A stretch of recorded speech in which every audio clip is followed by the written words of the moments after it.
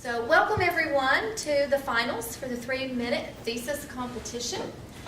If you're not aware, you are going to hear 5 of the best presenters. They are the ones that were selected out of this morning's heat. We had 9 competitors this morning, and the top competitors have advanced to this final round. If you're not familiar with the 3-minute thesis, it's been around for a number of years, but it comes to us from the University of Queensland in Australia. And it is a competition that is now internationally adopted, in which research students, master's students, or doctoral students must present the content and results of their research within 3 minutes or less. And they must do so using terms that are appropriate for a non-specialist audience. They cannot sing, they cannot dance, they cannot rap, they cannot mime, they cannot use additional props. Nothing else at their disposal except a single static slide and their voices. So, again, I welcome you today. I haven't told you who I am, I've realized that, so I better go to the next slide. And I'm Amy Pierce, and I'm associated with the Department of Psychology and Counseling. We have a new panel of judges with us today for the finals, and I'm going to ask each of them to stand up and turn around because you're just seeing their backs, and let them again introduce themselves and tell you their affiliation. Okay, so Bob. I'm Bob West. I'm Vice President of Corporate Development for High Becker. Hi, my name's Amanda Herget, and my husband and I own Gearhead Outfitters. We have a store in downtown Jonesboro and then also at the mall at Turtle Creek. And I'm excited to be here today. Hello, I'm Dee Dee Hudson, and I'm the Director for Study Abroad here at Arkansas State. Hi, I'm Rachel Welke, and I won last year's 3M. Yes, and in addition to winning a state's 3MT competition, Rachel traveled, was it San Antonio? To San Antonio in February of this year to compete in the regional competition. And the overall winner of this year's competition will do the same in that they will compete in the regional competition in 2015, which will be hosted in New Orleans, Louisiana. Also sitting with the panel of judges, though not a judge, we have Eric Gilbert. And Eric and I together help to host this 3MT at ASU each year. And Eric has a very, very important job today in that he is in charge of the timer. And the timer, it will be facing the presenters, so you will be responsible for keeping up with your time. If you when the time clock gets to 0, you must stop. You are not allowed to continue your presentation. Okay. So, having said all of that, it's also important that, again, we remind ourselves of the rules, many of which I have already covered. Again, their presenters are allowed a single static slide, no additional electronic media, no additional props, must be within 3 minutes, must be spoken. And the presentations are considered to have commenced when a presenter starts their presentation through movement or speech. And the judges' decisions will be final. The presenters will be judged in 3 categories. The first category is communication style, the other is comprehension, and the final one is engagement. These are scored out, each category is scored out of 10 points, so a perfect score would be a 30 out of 30.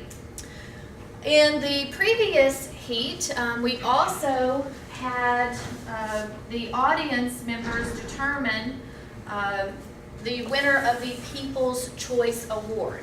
So the People's Choice Award was determined earlier today. That announcement will be made at 4:30 within the Created State Awards ceremony. And we will also be announcing the other prizes. Third place, which will be determined here in the finals, will be $150. Second place, $250, and then the grand prize of $500 plus the all expenses paid trip to New Orleans to present at the competition. Okay, first up, we have John Artem, and John comes to us from Environmental Sciences, and his presentation is, does the patchy abundance of a fish parasite reflect its community relationships? Ready? This little fish parasite is an important component of coral reef systems. Coral reefs, along with tropical rainforests, are the most diverse biosystems on Earth. And one of the important consequences of this biodiversity is that they have relationships with lots of other organisms in the coral reef system.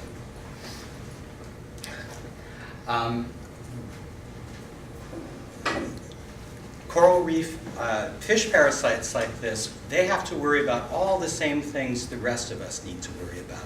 They need to know where their next meal is coming from, they need to know where they're going to find safe shelter, and they need to make sure that they don't become somebody else's lunch. So what I'd like to try to do is I'm going to put out a series of fish parasite traps on the reef in lines in my study sites, and simply count how many parasites I get at each location on the reef. And what I'll be looking out for are patterns that reflect the relationships that this fish parasite has with other organisms. Like, for example, I've pumped the stomachs out on a number of likely predators of this fish parasite and found gnathid parasites inside their stomach contents. So I'm going to assume that the more of these predatory fish there are on the reef, the fewer I'll see of parasites. I've also known from prior research I've done that dead coral is the preferred habitat that these guys like to live in. Live coral, not so much. Contact with live coral can be lethal for the fish parasite. Cleaning fish like this cleaning goby set up cleaning stations where they remove fish parasites from the surface of other fish. I'm going to assume that if I've got a trap close to a cleaning station, there'll be far fewer parasites in that trap than traps that are further away. And finally, fish like to kind of hang out together and rest at places like these overhanging ledges in the reef. And I'm going to assume that where these traps are close to these hangouts for lots of fish, I'll see more parasites. What's this all mean? Well, what I'd like to be able to see in all this is that all of these relationships are reflected and their importance is reflected. And perhaps more importantly, that I can detect the balance of these relationships and better understand healthy versus unhealthy reefs. Thank you.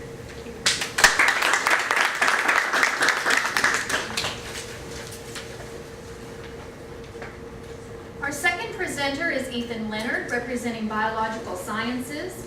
The title of his presentation is Quality Characterization of a Tailwater Recovery System Associated with Agricultural Production.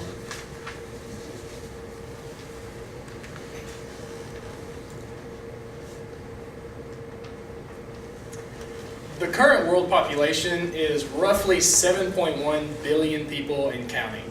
That's billion with a B, which is a lot of people. And with that comes the need for a lot of food. We all need food. And so the agriculture industry is constantly pressured to keep up with that demand. And if you're familiar with agriculture, crops need fertilizers. They need nutrients. That's their food source. And when we apply fertilizers, it increases crop yields, which is good to keep up with this demand. However, sometimes those nutrients don't get all taken up by each plant. And so when the farmers drain their fields, these nutrients can run off into ag-right drainage ditches that eventually lead off the farm into other water systems, and especially in this part of the country, lead into the Mississippi River, which ultimately ends up in the Gulf. And what this can cause is, a lot of times you get nutrients from all these different places, and when it ends up in the Gulf, concentrated in one area, you hit these zones of hypoxia, which are just low oxygen content zones in the water, which can be very detrimental to a lot of aquatic life. And my research is focused on one method that a lot of farmers are valiantly employing on their fields, which is a tailwater recovery system. It's just a water recycling system. And so basically what you have, if you look at this diagram on the right, you have a reservoir or holding basin that collects mostly rainwater and a little bit of groundwater that they pump out when needed. And so they use this water to irrigate their fields. And what they do, they let the water out of the reservoir into their specific fields, whichever ones they need, and then when it's time to drain, depending on the crop, it goes into these agricultural drainage ditches, and instead of letting it just leave the farm, they dam it up at the end of these ditches and install pumps. And these pumps can pump the water back into the reservoir. And so, what am I looking at? I'm going to try to characterize the water chemistry going on sort of mainly during the growing season, but hopefully year-round to see what's happening to that water in the system and basically try to decide two things: the efficiency of it reducing nutrient loads downstreams, which contribute to those hypoxic zones, and also seeing whether or not that water over time that stays in the system is being degraded, or will it be a viable source long-term. And hopefully my results will show good signs and further encourage more use of tailwater recovery systems across the country. Thank you.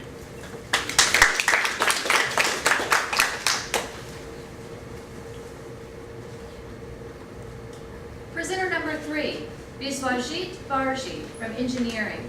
Sustainable use of scrap tire in pavement.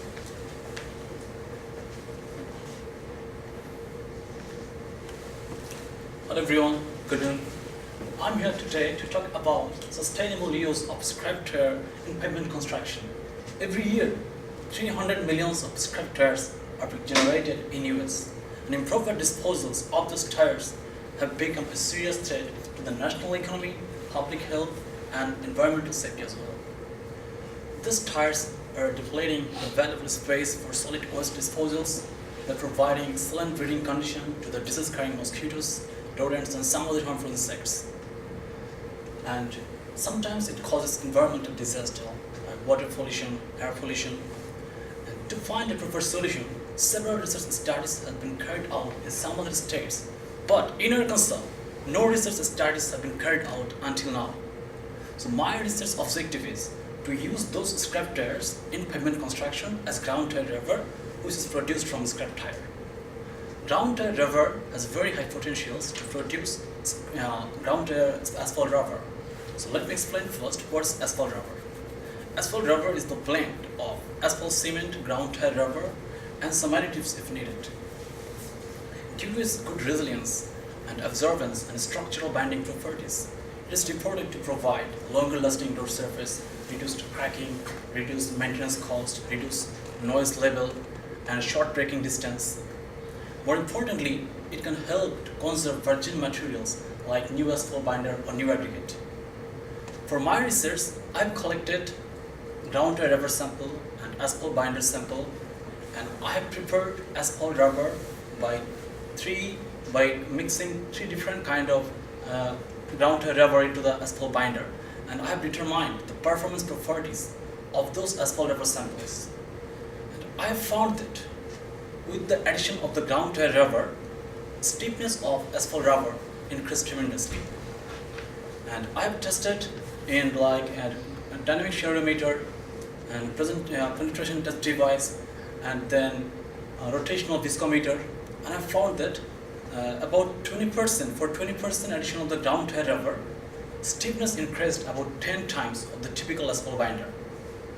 So this increased value of stiffness indicates that this asphalt rubber will be more resistive to the pavement damages like crackings, like strippings, or like rotting.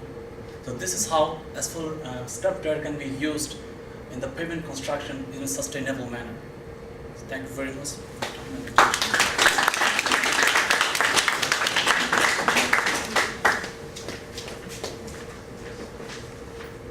Our fourth presenter, Bessie, Educational Leadership. The impact of intervention practices on the academic self-concept of struggling middle school students.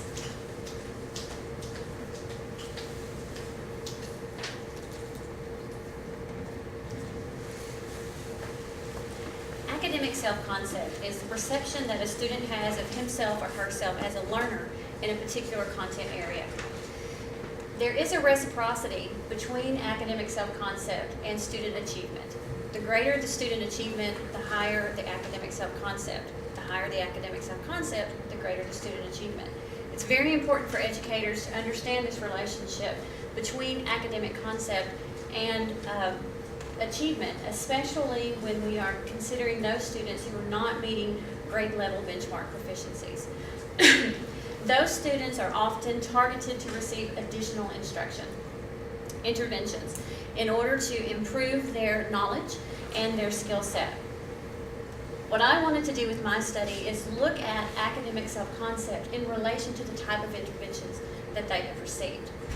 Some students received interventions in a segregated learning environment, meaning that they were pulled from their heterogeneous learning environments, they were pulled from their mixed ability students, peers, and given interventions in a segregated or separate area, a separate classroom, a separate class period before school or after school.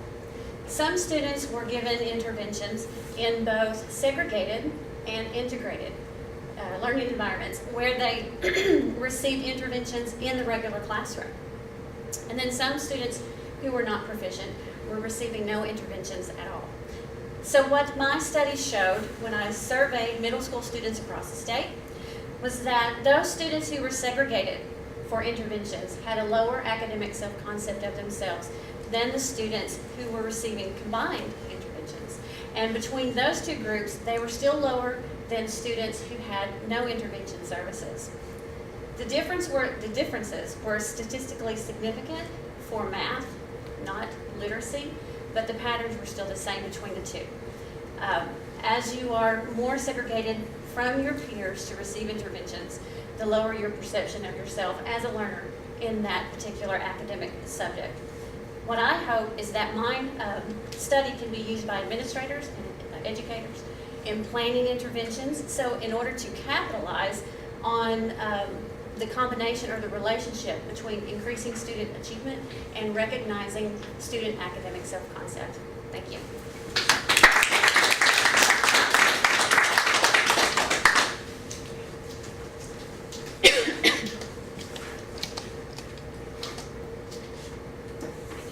And the final presentation by Irna Bass, Communication Studies, Degrees and Dollars, an analysis of messages influencing college enrollment.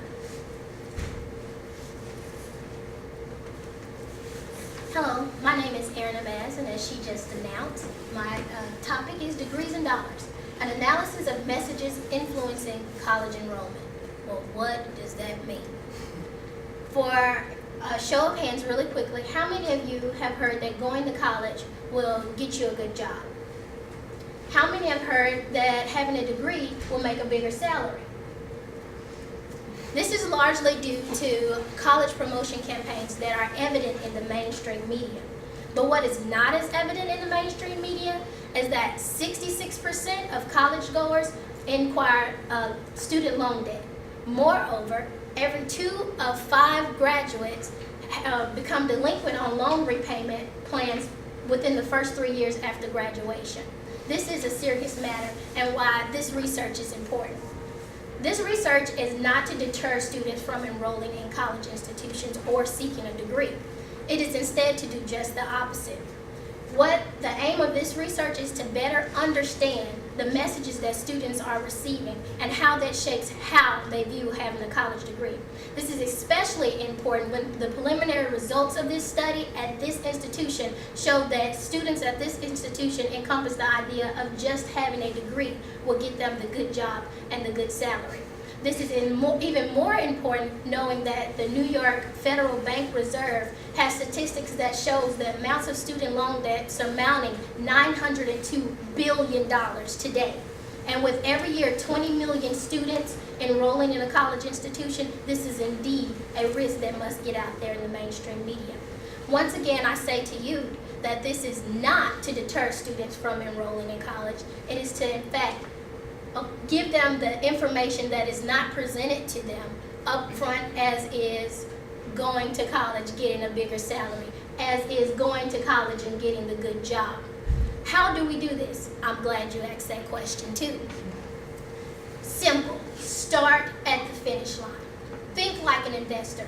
As an investor, you're going to watch the market. Similarly, you as a college student are a stakeholder in your future. You are an investor in your future, and you must watch the market, learn a career choice that you want, that you can do, find the requirements of that career choice, talk to advisors, talk to teachers, talk to people around you, figure out more, be on top of the market, stay current with it. Then you'll be able to better understand the risk involved and overcome the risk involved. Once again, I say to you, this is not to deter students away from enrolling in college, but instead to make them aware and prompt them of how to overcome such risks. Thank you so very much.